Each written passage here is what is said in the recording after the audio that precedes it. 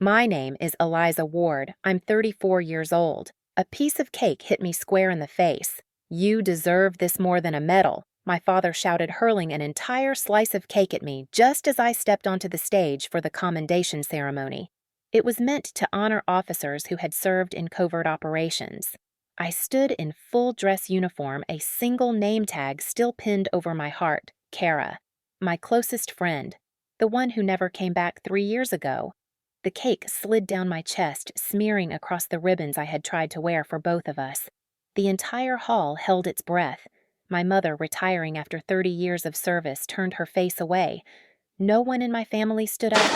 No one said a word. I didn't wipe it off. I didn't flinch. I stood still. I had long learned to live in silence, but this time, something in the air shifted. From the back of the room, a man in uniform silver eagle on his shoulder began walking slowly down the aisle. He removed his cover, stood firm before me, and said, "Ma'am." Then he saluted, crisp, precise, unwavering. And in that moment, the silence no longer belonged to me. I stood there between flags and cold frosting. No one in that room knew what they had just denied. No one knew, but they will. Because this wasn't the first time I was dismissed, but it just might be the last. Walk with me. Let me show you who I became, and what happened to the man who once called me a disgrace. I stood still, rigid, but not trembling. The frosting was sliding down my uniform, now cold and dense, catching in the crease of my collar. I could feel it settling there, sweet and sticky, absurdly so for a ceremony like this. No one said a word. There was no laughter, no sharp intake of breath, no murmured, "What just happened?" Just a room full of eyes pretending not to see. The colonel remained in front of me. His salute had ended, but he didn't move. He gave a slow nod, barely perceptible, then stepped backward with quiet precision. His footsteps faded into the hush. My mother sat front row, stone-faced, refusing to look at me. She had turned her head the moment the cake hit. My younger brother Ethan looked like he wanted to disappear into the floor. I didn't bow my head. I didn't reach for a napkin. I didn't blink. No one moved toward me, not a staff member, not a guest, not a family member. Then from the left side of the auditorium, a young soldier, maybe 22, walked up and placed a folded handkerchief on the edge of the podium. He didn't say anything, just placed it there gently and walked away. I didn't reach for it. Everyone seemed to have their own version of silence. This was mine, the one I'd lived in for the past 3 years. I hadn't attended a single public military event since Kara's death. No memorials, no dedications. I didn't want the sympathy, the knowing looks, the questions no one really wanted the answer to, because I knew the answer, and I couldn't tell it. Not yet. The metal on my chest had shifted sideways, streaked with frosting and cream. I didn't fix it. I didn't need it to be perfect to mean something, and neither did I. Somewhere near the back, I caught the whisper of a sentence, just a fragment, that scandal. Years ago. So they hadn't forgotten. I had hoped it had all been buried. But shame lingers longer than the truth, especially when the truth remains sealed. And yet, someone remembered. That meant something. It meant the silence hadn't won completely. I don't know why I stayed on that stage for as long as I did. Maybe because my legs wouldn't move. Maybe because I needed everyone in that room to see that I wasn't broken, even if my own father had just humiliated me. A junior officer came up beside me, his voice soft and rehearsed. "We'll handle cleanup, Lieutenant Colonel. Would you like to step out?" "No," I said, keeping my gaze forward. "I'm staying." And I did. I walked slowly to the first row and sat beside my mother. I didn't look at her. She didn't look at me. Neither did Ethan or my brother-in-law or my aunt. But I felt it from the seats behind me. Someone was watching, a few people maybe. Their stares weren't mocking. Not exactly admiring either, but they were watching. They remembered something. I had once been a threat. Then I disappeared. Now I was back, and that unsettled them. I let my fingers graze over the nameplate still pinned to my chest. Kara's name, not mine. Lieutenant Kara Lane, Z09-4A. The letters had faded over time. She never got to stand in this room, never got to wear this uniform again, never got to feel the metal's weight. But I did, because I lived, and because I lived, I owed her something more than survival. The person who caused her death was still out there, walking around, wearing his own uniform, giving speeches, shaking hands, not for long. I looked up at the stage again. My name was still misspelled on the presentation screen. That used to bother me. Now I realized they never knew who I was. But they will. Here is Section 2 backstory written in English following the quiet Payback narrative style. Total length 10060 words. I grew up in a house where words had weight and silence had more. My father was a Marine before he became a man who collected grudges. Discipline wasn't something he taught. It was something he demanded without explanation, without warmth. My mother followed suit not out of agreement but out of exhaustion. In our family, strength meant obedience. Obedience meant invisibility. And anything that brought attention, especially for a girl, was seen as dangerous. I wasn't a loud child. I did well in school, listened carefully folded laundry without being asked. But I noticed early that being good wasn't enough. There was always an undercurrent of disappointment, like they were waiting for me to crack and prove them right. My older brother got into West Point. My parents threw a party. When I got my acceptance into the Air Force Academy, there was no cake, no hug. Just a firm nod from my father and a warning from my mother. Don't embarrass us. That was the standard I was raised on, not pride, but avoidance of shame. It didn't matter that I graduated in the top 5%, that I was one of the few women selected into advanced tactical command training, that I earned my way into a classified operations unit by 30. At home, those accomplishments translated only to risk, danger, attention. The moment I joined Kara's unit, something shifted in me. Kara wasn't afraid of the dark spaces. She challenged orders when they didn't make sense. She was reckless in a way I admired, not stupid, just brave. And beneath it all, she believed in something I hadn't dared believe in since childhood, that you could do the right thing and still come home. She was my shadow on missions, my echo in strategy briefings, the only person who ever looked at me and said, "Eliza, you were made for this." And then, 3 years ago, everything fractured. We were deployed in Eastern Africa. Officially, it was a recon sweep. Unofficially, we were there for hostage intel. Our team was only supposed to observe. Kara, as always, dug deeper. She found something the rest of us missed: a pattern in local communications, suggesting the hostages weren't just civilians. They were operatives. Ours. By the time we confirmed our window was closing, no orders came, no extraction plan, just radio silence and tension. I was the ranking officer on the ground. And I made a choice. 5 of us went dark. We infiltrated the outpost without permission, pulled out all 20 hostages, 17, alive 3 in critical, and called in medevac under my clearance code. Kara didn't make it back. I carried her body out myself. The debrief afterward was short and brutal. My decision saved lives. It also embarrassed someone higher up. Technically, I violated protocol. Politically, I risked damaging an international alliance still in negotiation. The commendation was quietly shredded, the operation sealed, the narrative rewritten: mission failure, poor judgment, undisciplined leadership. I was demoted to lieutenant colonel, assigned to a logistics post in Colorado. No more field work, no more command. Kara's family never received an explanation. Her name never appeared in the commendation logs. Her death was buried beneath classified ink and bureaucratic shame. I stopped talking to my parents after that. They had seen the news, the whisper campaigns. My father's response was simple. This is what happens when you think you're more important than the chain of command. He didn't ask what really happened. He didn't want to know. My mother sent a birthday card 2 months later with one sentence inside: "Please don't come home for Thanksgiving." So I didn't.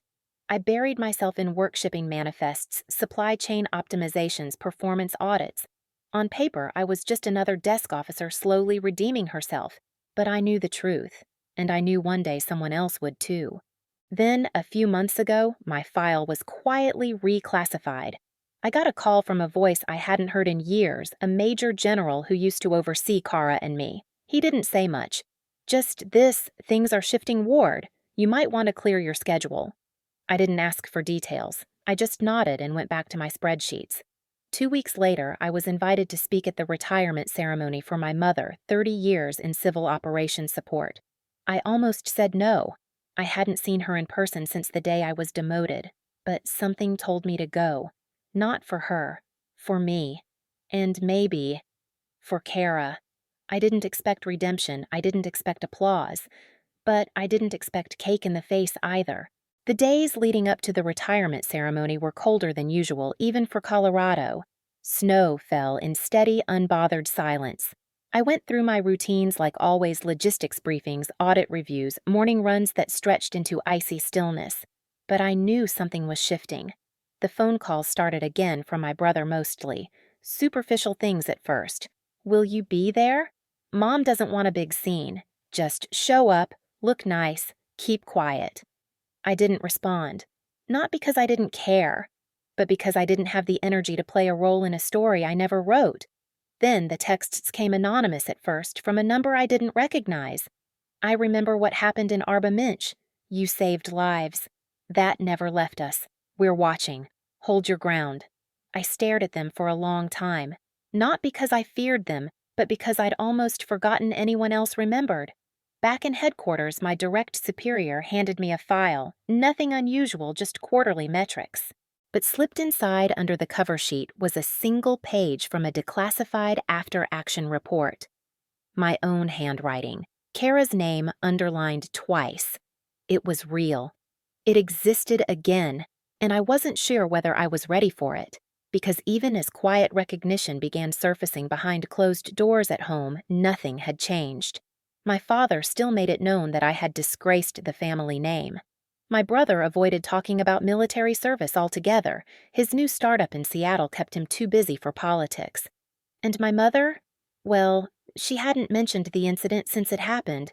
I was an empty seat at the table, an inconvenience to be arranged around. On the morning of the ceremony, I arrived early. Not to be seen. To steady myself. I sat in the parking lot uniform, pressed a small silver tag on my chest that read, LT Call Ward. Beneath it, hidden inside my left breast pocket, was Kara's nameplate. I didn't bring anyone. I didn't need to. Inside the auditorium was already decorated. American flags. A large banner that read, Thank you for 30 years of service. Programs neatly folded on each chair. I found my seat in the third row, exactly where they'd assigned me, just close enough to be seen, not close enough to be honored. My family arrived late. My mother walked in with my father on her arm, my brother trailing behind. They didn't look my way, and yet the moment my mother took the stage, I could see it in her eyes, the discomfort, the tightness in her jaw, as if my presence was a splinter she thought had been removed long ago. The ceremony began like many others. Speeches, commendations, a slideshow of her career moments, polite applause. Then they called me forward to hand her the retirement certificate. I stood, moved toward the stage. That's when I felt it, a sudden weight, cold and wet, cake. Thrown from the direction of my father's seat, it hit my face and shoulder like a punch wrapped in frosting. It wasn't just a moment of humiliation. It was deliberate, calculated. And then his voice, harsh, sharp, loud enough for every decorated officer to hear. You deserve this more than any medal. This is what you earned. I stood motionless, not out of fear, but because I refused to give them the satisfaction of movement. Behind me, people gasped, a few turned away, most just watched. My mother covered her mouth but said nothing. My brother leaned forward as if to rise but didn't. I looked into the crowd and saw stillness, and yet, somewhere deeper, something else stirred. One of the senior officers, Colonel Mendez, rose from the back row. He was an old man, now retired for 5 years, but once commanded units that ran deep intelligence sweeps across Africa. He walked past rows of rigid shoulders and stunned expressions, came right up to me, removed his cover. "Ma'am," he said, and saluted. It was that single act that broke the narrative. But not the silence. Not yet. Because the real battle wasn't on that stage. It was in every meeting that came after where people whispered not about the cake, but about Kara, where I began seeing my name attached to reports that had long been scrubbed, where other officers quietly, cautiously started asking, "Do you remember that mission? The cracks had begun forming, but so had the resistance." Whispers of insubordination surfaced again, this time from those who feared what truth might resurface. Men who had buried Kara's file, who had rubber-stamped my demotion to protect diplomatic interests. It wasn't just my family who wanted me silenced, it was the system, and I was done playing quiet. But I wouldn't shout. I would act. For a few days after the incident, I kept finding frosting in strange places. In the crease of my uniform collar, the edge of my nameplate, dried sugar clinging to the sleeve I never bothered to dry clean. I didn't touch the uniform again. I folded it and placed it in the back of my closet, still stained, still smelling faintly of vanilla and shame. People tried to reach out. A few old friends from my early years at Annapolis. A chaplain I hadn't spoken to in over a decade. Even one of the junior officers from my unit who texted simply, "Saw what happened. Didn't know your dad was that guy." But none of it touched the hollow space that had opened inside me. Not because of the cake.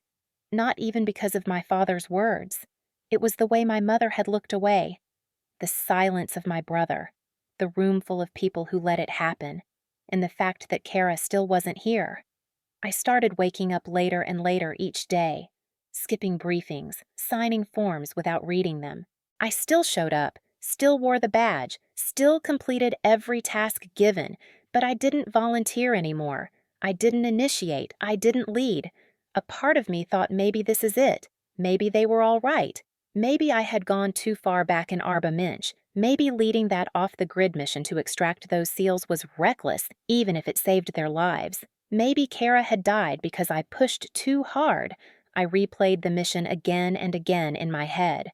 5 of us had gone in unauthorized to intercept the captor's convoy. 20 American SEALs were chained in the back of 3 reinforced trucks drugged and tagged for transit to an unconfirmed location. I made the call without command clearance. No satellite support, no drone coverage. Just our boots rifles and grit. We got them out. Every last one. But Kara was hit by shrapnel when we blew open the 3rd transport vehicle. She bled out before the evac arrived. That part never left me. I wrote the report by hand.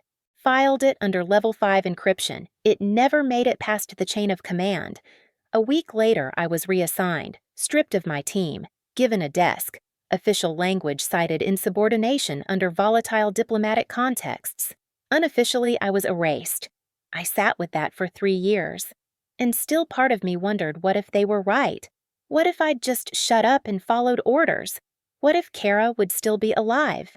One night, about a week after the cake incident, I stood in my kitchen holding her nameplate, just holding it.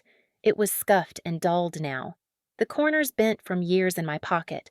I held it like a compass, hoping it would point to something real. Instead, my phone buzzed. Unknown number. No name. "We still owe you. Come in tomorrow. Conference room 3C. Bring nothing." I stared at it for 10 full minutes before deleting it. Then I set my alarm for 0500. That was the moment. Not when I threw the cake-covered uniform into the trash. Not when my father shouted that I was a disgrace. But when I decided I wasn't going to ask for a seat at their table. I'd build something else entirely. I arrived at the base the next morning earlier than anyone. The winter sun hadn't even cracked the horizon. Conference room 3C was dark locked and still smelled like varnish from the floor polish. But at exactly 0700, the door clicked. Inside, 3 officers sat waiting. No rank, no insignia. One slid a folder across the table. Inside was a reprinted satellite image from Arba Minch. Below it, a transcript of foreign communications ones we weren't supposed to have, and a single sentence. The leak came from inside the American chain of command. I didn't say anything, didn't nod, didn't ask for clarification. I just reached for a pen.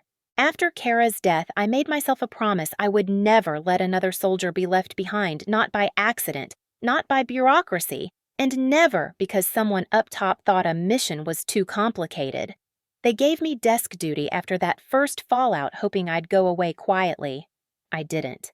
Instead, I applied for every off-book deployment no one else wanted. Most were denied. Just a few slipped through. The first came 7 months later under the pretense of liaison training in the Balkans. I embedded with a joint task force sent to retrieve 5 medical aid workers taken hostage near a disputed border zone. The local militia was armed erratic and broadcasting threats for leverage. It wasn't supposed to be my fight. But when our ground team's entry plan fell apart and the hostage negotiator froze, I stepped forward. 3 hours later, we extracted all 5 captives alive. No casualties, no headlines. One SEAL in the unit, Lieutenant Mason, later left a note in my gear locker. "You saw what no one else did. You made us move." The second mission was in Northern Africa. Classified as a logistics assessment, it was in truth a sweep for stolen bioweapons. Intel was fragmented. We were only supposed to observe and report. But when I traced a heat signature pattern that led to an underground chamber, I made a call to breach without permission. We discovered a makeshift lab chlorine derivatives, possibly VX components, ready to be sold on the black market. I ordered the burn. We destroyed the cache. 2 days later, diplomatic channels buzzed with quiet gratitude. No medal, no commendation. Just a transfer notice and a sharper watch on my movements. Third came a counter-intel sweep in Eastern Europe. I was embedded as a civilian analyst with a tech contractor. The mission: identify a mole suspected of leaking drone paths. 3 weeks in, I found him. A contractor disguised as a janitor working under 3 aliases. He'd sold targeting data to an unaligned network. I didn't wait for approval. I cornered him in the cafeteria, laid out the full intel, and pushed the panic button myself. The CIA swept in that night. They never said thank you. But they moved me again, this time to the Arctic Circle, monitoring environmental security. These weren't just assignments. They were tests, each one more obscure, each one stripped of recognition. But I didn't care. Each was a thread I was pulling, trying to reach the tangle that had taken Kara. I kept her nameplate with me always, inside my breast pocket. Sometimes I imagined her voice steady, calm, mocking me gently. "Don't get yourself killed chasing ghosts, Eliza." But I wasn't chasing ghosts. I was hunting shadows, and little by little the shape behind the darkness started to form. It always came back to one name. One senior contractor. One man who appeared in Kara's final mission logs, then vanished from official files. I didn't know how yet, but I was going to find him. I wasn't the only one pulling threads. Someone else noticed. After my 4th unsanctioned intervention in a coastal blackout zone where I rerouted a cyber attack aimed at a Pacific Naval Base command called me in. Not to commend me, not to reprimand me either, just to remind me who I was not. "You're not a vigilante, Ward," the Rear Admiral said. "No, sir," I replied, but I didn't blink. They reassigned me to a risk assessment cell deep in Arlington, 4 floors underground, no windows, full of maps and voices. That was where it all broke open, the final thread. A report came in quiet, buried, marked low priority. A logistical reroute in Moldova, a fleet of unmarked trucks. Someone had linked it to old mercenary supply lines. It was routine, boring, meant for background, but buried in the signatures, one name caught me. E. Calder, logistics coordinator, civilian contractor, the same man who signed off Kara's team transport the day she died, the one whose record had vanished, now resurfaced under a different division, different ID, slightly altered spelling. It wasn't a coincidence. I dug deeper. Turns out he was never supposed to be there. He'd overridden the original flight plan that delayed Kara's extraction by 90 minutes, the exact time frame the ambush occurred. He wasn't just negligent, he orchestrated the delay. I submitted the file to my superior. She read it, lips pressed thin, and said nothing. A day later, my clearance was under internal review. My access was frozen. I wasn't surprised, but I wasn't done. I copied everything to an external drive, just one, stored it in a steel case, locked it behind a utility panel in a maintenance corridor on base just in case something happened to me. If I disappeared, someone would find it. Then I went hunting. Operation Vantage, my final mission. Unofficial, off-record, uninvited.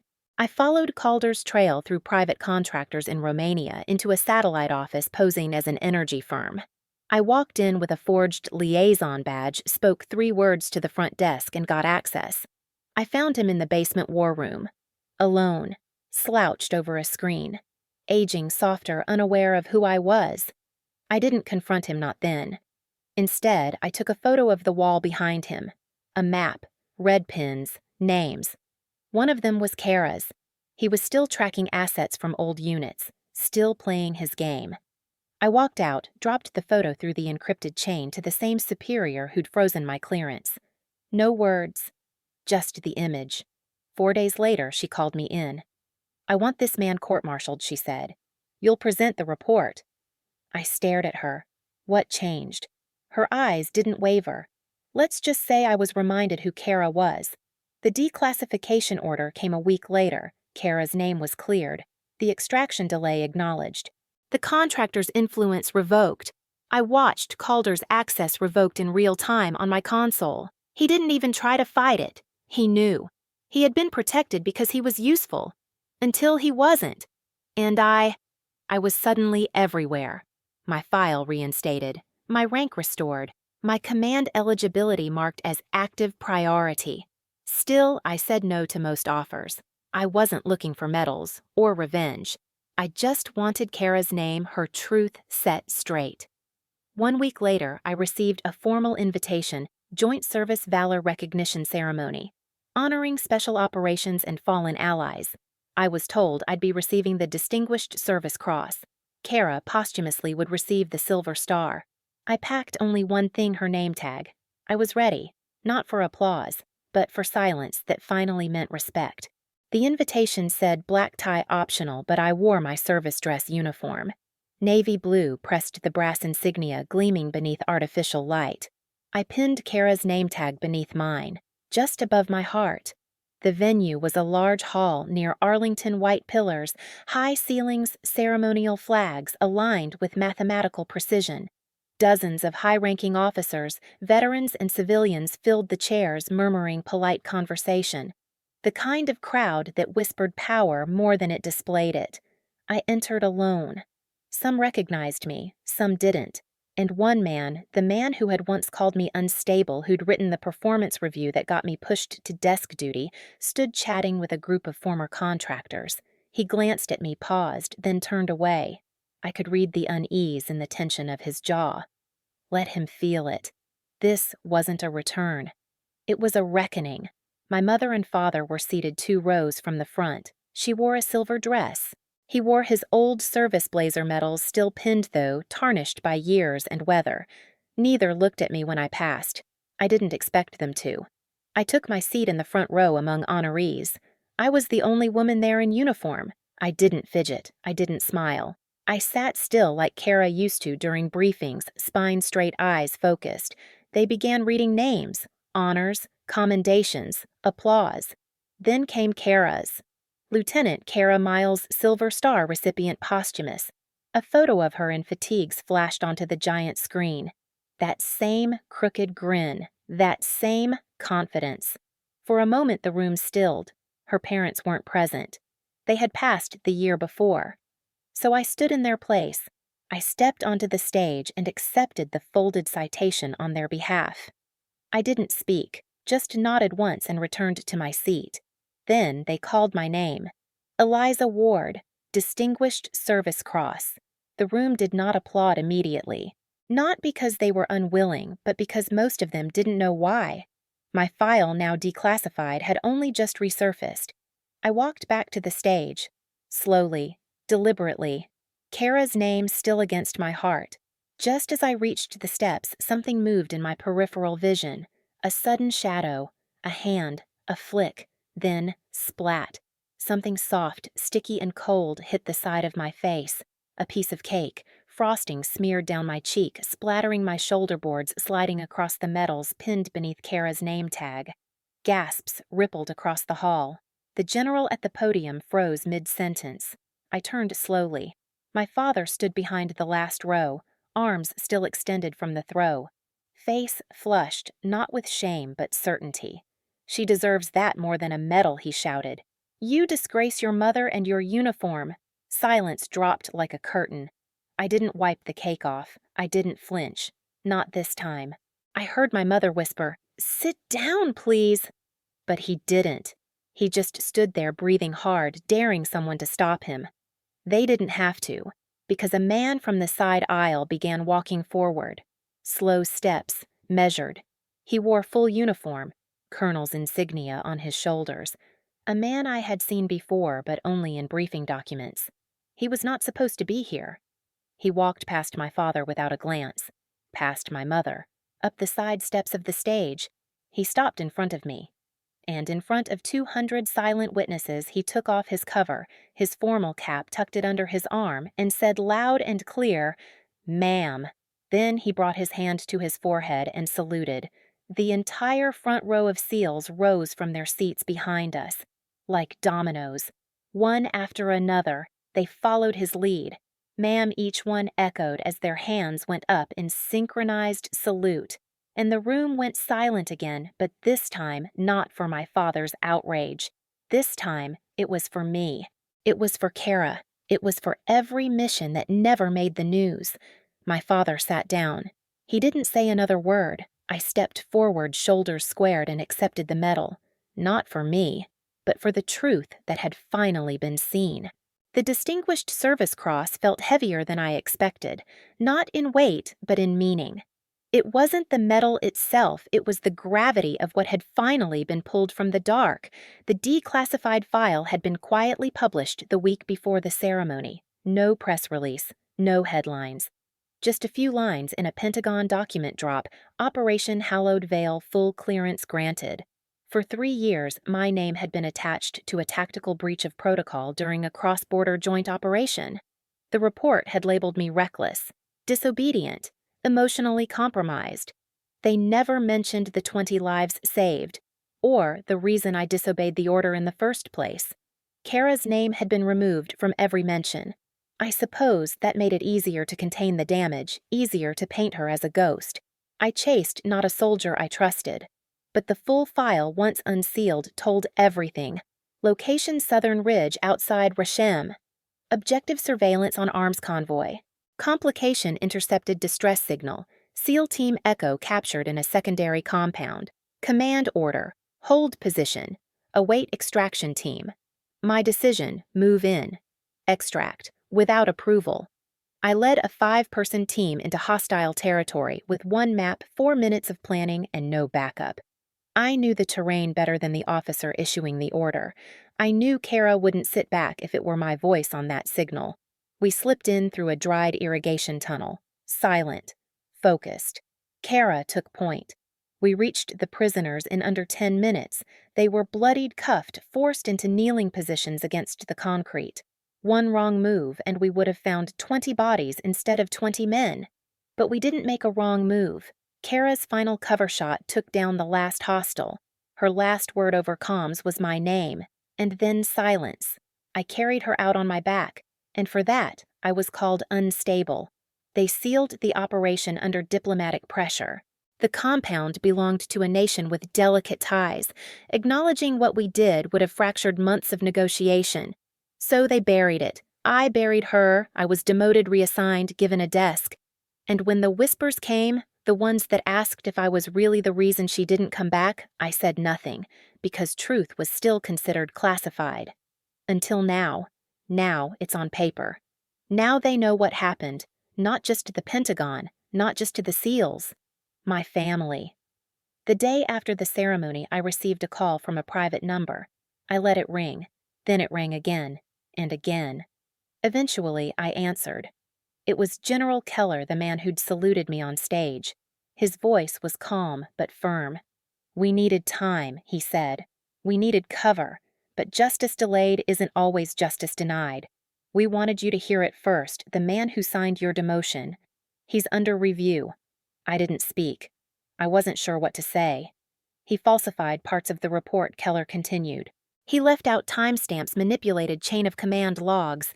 There will be a hearing. And then, would you testify? The word sat in my throat. Testify, not just to clear my name, but to expose his. The officer who pressured Kara and me into that stretch of territory, who insisted on silence after, who'd whispered to my father that I was the reason Kara didn't come back, the same man I'd seen at the ceremony sweating through his collar as I stepped on stage. "I'll be there," I told Keller. Then I hung up. A few days later, a letter arrived in the mail. Thick cream paper. No return address. My name written in my father's unmistakable handwriting. I held it for hours before opening it. Inside were 4 lines Eliza I didn't know. "That's not an excuse. I'm sorry. No signature. No explanation. And that's fine. Because apologies like medals don't always land where they're supposed to, and they can't rewrite what came before. But they can mark a beginning." That week, I visited Kara's parents' old house. It had been vacant since they passed. I stood outside the white fence and remembered all the weekends we trained together pull-ups in the rainfield stripping gear on the porch. I didn't cry. I whispered, "They know now." Then I walked away. 3 months have passed since the ceremony. The ribbons on my uniform have settled into place. The media mentions of my name have faded, buried under fresher headlines. The Army issued a statement: quiet and clinical former disciplinary actions reversed following new evidence. No names, no praise. I didn't need it. I've since moved to a base near the northern coast, a place that feels neither like punishment nor reward. Just terrain. Just duty. I wake at 04:30. I run 3 miles. I read reports. I sign off on operations. And sometimes when a new recruit messes up, I take a walk with them instead of writing them up. Not because I'm soft, but because I remember what it felt like to be doubted, when all I had was silence on my side. The tribunal hearing for Colonel Mercer ended last week. Dishonorable discharge. Stripped rank. He won't serve again. I testified clear and steady, but I didn't look at him once. Not even when his lawyer tried to redirect blame. Not even when he mentioned Kara's name like it was a defense. Keller told me afterward, "You spoke like an officer, but you stood like a friend." That meant more than anything. As for my father, he hasn't called, hasn't written again. I'm not waiting. At the ceremony that day, he said I deserved cake more than a medal. But he wasn't talking to me. He was talking to a version of me he never bothered to understand. A shadow of a daughter who broke the rules and embarrassed him at his wife's retirement. But he didn't know what I carried. He didn't know that Kara had asked me years ago, "If anything happens to me, promise you'll finish what we started." I did. I completed every mission we planned. I followed every trail, rescued every name on that classified list. And when I saw Mercer's name linked to the leak that cost Kara her life, I didn't rage. I didn't seek revenge. I did what Kara would have done. I waited, I gathered, I filed, I rose. Now I lead a training program for female officers preparing for special operations. They come in wide-eyed, some come in wounded. Many have heard my name, but I don't tell war stories. I tell the truth. About silence, about endurance, about walking through shame until it evaporates under your own steps. And I keep Kara's nameplate on my desk, right where she would have sat. Sometimes I take it with me on base visits, one of the new recruits once asked. "Who was she?" I said. "The reason I'm still here." That same week, I received a request to return to D.C. for a recognition event. The Secretary of Defense wanted to meet me. I declined. I didn't need a handshake or a headline. I needed space and clarity, and I finally have both. Sometimes, late at night, I sit on the back porch of my quarters with a cup of black coffee. I listen to the low hum of base activity in the distance, helicopters slicing the horizon, radios murmuring in the dark, and I think about what Kara would say if she saw all this. She'd laugh. Then she'd punch my shoulder and say, "Told you we'd make it." And maybe in some way we did, because I didn't just survive. I built something new. I built it with silence and sweat and the unshakable belief that truth matters even when no one's listening. So no, I don't wear the medal often. But I remember what it cost, and I remember this. When they didn't give me a place at the table, I built my own command post, and I made sure no one like Kara would ever be erased again.